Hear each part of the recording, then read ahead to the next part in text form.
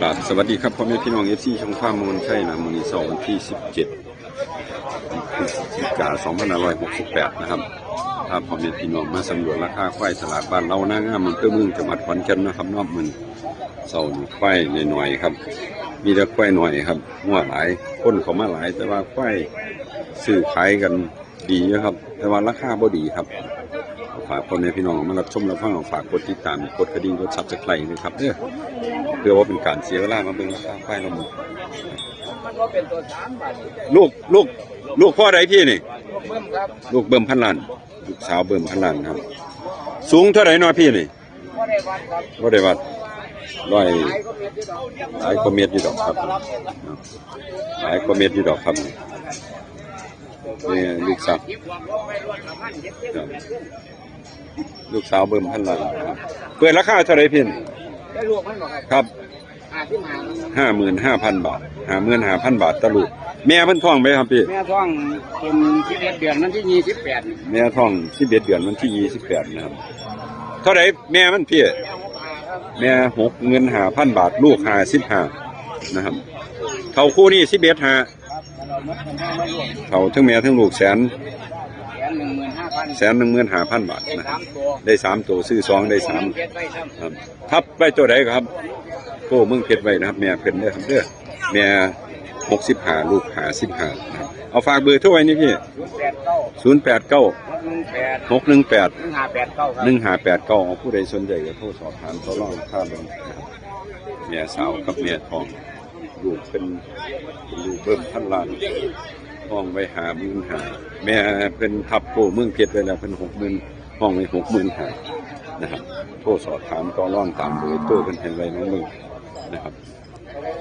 ลูกซื้อ2ได้3ขนาดเราว่าตามเบอร์โทรได้ครับเด้อ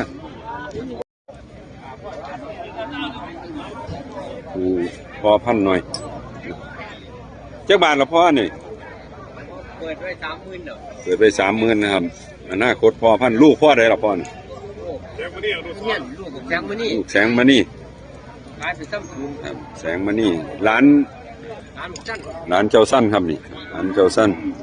ลูกแสงมานี่ร้านเจ้าสั้นนะครับร้านเจ้าสั้นหน่อยให้โยพะนะให้โยเท่าไรก็ห้องไว้เท่าไรก็พอ30,000ที่เอาฝากเบอร์โทรไว้นะพอจะฝากแล้วเบอร์โทรมาซื้อ086 858 6221เอาผู้ใดสนใจโทรสอบถามต่อรองราคาเปิด30,000เสียนบหนีบ่พ้นเลยยืนคำเดียวบางยินเล่านบ30,000ล้านจะโทรมาหาเราแล้วผมซื้อแล้วนั่นเป็นลูกแสงมานี่เพิ่นครับพอพันเท่าไหร่ก็พงเลยลูกชายเบิ่มพอพันจักบาทนี่พอพันจักบาทตัวใหญ่นี่เพิ่นว่ามันถือกันห้อง59,500ห้อง59,500นะลูกชายเบิ่มพันล้านนี่ก็ลูกเบิ่มลูกชายเบิ่มพันล้านนะตัวนี้โอ้อย่างใหญ่อย่าง38,500ครับตัวนี้28,500นะครับตัวน้องเพิ่นอันนี้ก็ลูกเบิ่มคือกันลูกเบิ่มคือกันเอาฝากเบอร์โทรไว้เนี่ย94ครับ094 ครับ66 745357ครับตัวน้อยนี่28,000 บาทนะครับลูกชายเบิ่มพันล้านตัวใหญ่เนี่ย69,000สิ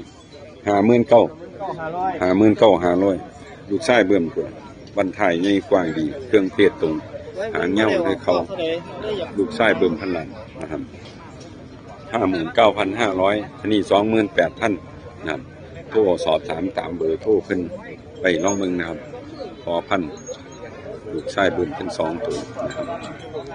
กล้วยน้อยๆครับมาเบิ่งกล้วยแม่นางหน่อย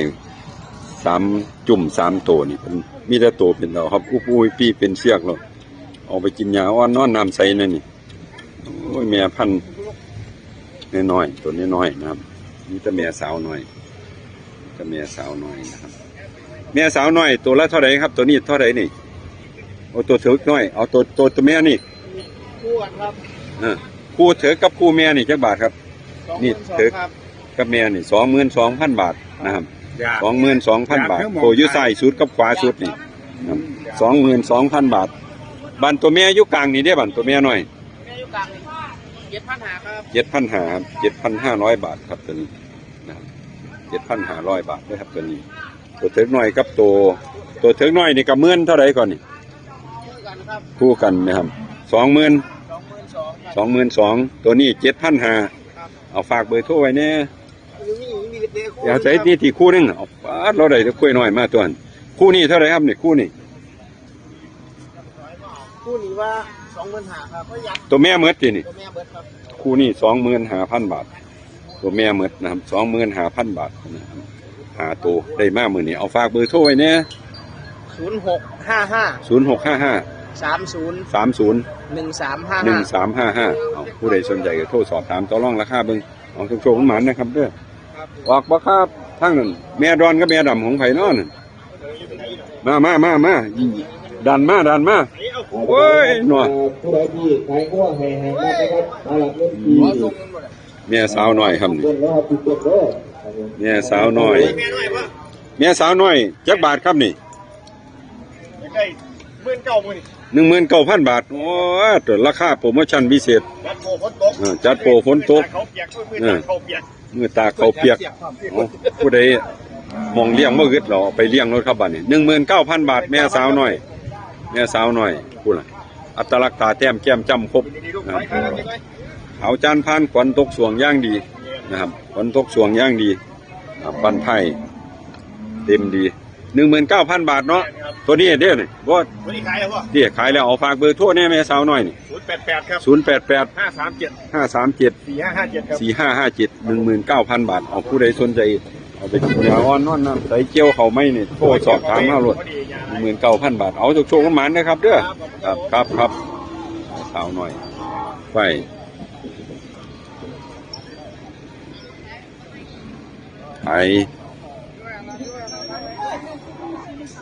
ขายได้ยังมา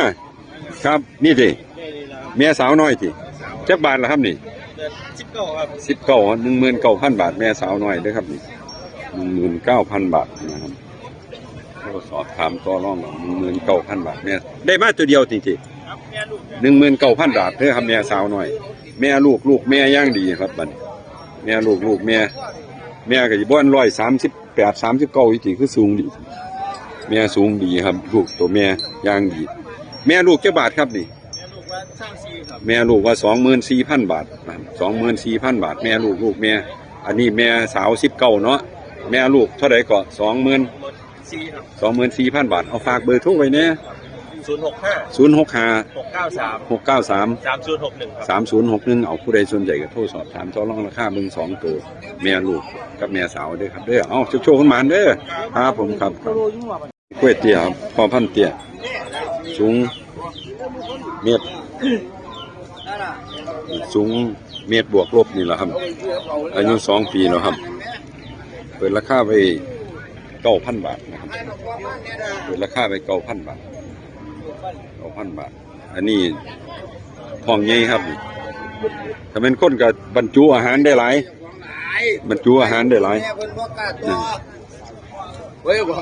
นะครับตัวนี้เปิดไว้29,000 บาทสายลุงเพชรนะครับ29,000 บาทต่อรองได้เอาไปกินยาอ่อนนอนน้ำใสนะครับ29,000 บาทสนใจก็โทร0897151744โทรมาสอบถามต่อรองราคาเบิ่งนะครับเนาะลองได้2ตัวครับอันนี้กล้วยเตี๋ยวกล้วยแจ๊ะคุณกินยาครับนะครับมาสอบถามมึงด้วยครับเด้อเอาครับเบ่งพอพันธุ์ตัวนึงครับนั่นกดพอพันธุ์สูง130นะครับเป็นลูกสร้างอุดรนะครับสูง130เป็นลูกสร้างผู้น้อยนะครับก็เนี่ยเปลี่ยนอย่างนี้ลูกสร้างอุดรนะครับลูกสร้างอุดรเปิดราคาใน15,000 บาท15,000 พอพันหน่อยๆนะครับโครงสร้างดีแข้งขาเหี่ยววันทุกสวงเครื่องเพศกระตรงดีนะครับสนใจกับ0897151744นำโทรมาสอบถามต่อรองราคาเบิ่งนะครับเขากว้างวัน2 ทางคู่หนึ่ง2 ทางคู่หนึ่งวันทางนี้ตกสวง ทางนี้ตกสองครับ5,00897151744โทรมาสอบถามต่อรองราคาเบิ่งนะครับคือบรรยากาศตลาดบ้านเราหน้างามที่นี่จังหวัดขอนแก่นมื้อนี้นะครับเนาะสำหรับบรรยากาศที่นี่พาพ่อแม่พี่น้องมาสำรวจราคาควายกันสนใจกันตัวใดก็โทรสอบถามตามเบอร์โทรเพิ่นลงมือนะครับตามเบอร์โทรเพิ่นลงมือโทรสอบถามกันนะครับตำหนิที่คนถามเพิ่นว่ามีตำหนิยังบ่แล้วก่อนสิซื้อขายเนาะครับเนาะเอาสำหรับมื้อนี้ขอบคุณพี่น้องที่เขามารับชมรับฟังนะครับฝากกดติดตามด้วยครับสำหรับมื้อนี้ขอเข้ามาสวัสดีครับ